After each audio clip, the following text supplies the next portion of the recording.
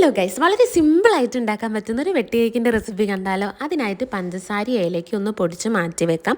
ഒരു മുട്ട അതേപോലെ അടിച്ചെടുക്കുന്നുണ്ട് കേട്ടോ. ഒരു പാത്രത്തിലേക്ക് മൈദ അതേപോലെ തരിച്ചെടുക്കുക. അതിലേക്ക് ഒരു നുള്ളു ഉപ്പും നേരത്തെ അടിച്ചു വെച്ച പഞ്ചസാരയും മുട്ടയും കൂടി ആഡ് ചെയ്ത് കൈ വെച്ച് നല്ലോണം ഒന്ന് കുഴച്ചെടുക്കാം.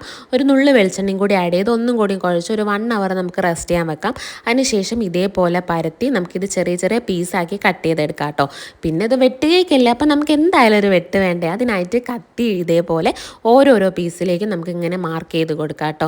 അതിനുശേഷം നല്ല തിളച്ച വെളിച്ചെണ്ണയിലാണ് ഇത് ഇടേണ്ടത്. വെളിച്ചെണ്ണ തിളച്ചതിന് ശേഷം മാത്രം ഇടാൻ ശ്രദ്ധിക്കുക, കാരണം അല്ലാതെ ആകുമ്പോൾ ഇത് പെട്ടെന്ന് കരിഞ്ഞു പോകാൻ ചാൻസ് ഉണ്ട്. ഇതിട്ട് കഴിയുമ്പോൾ നമ്മൾ തീ നല്ലോണം കുറച്ച് വെക്കാം കേട്ടോ.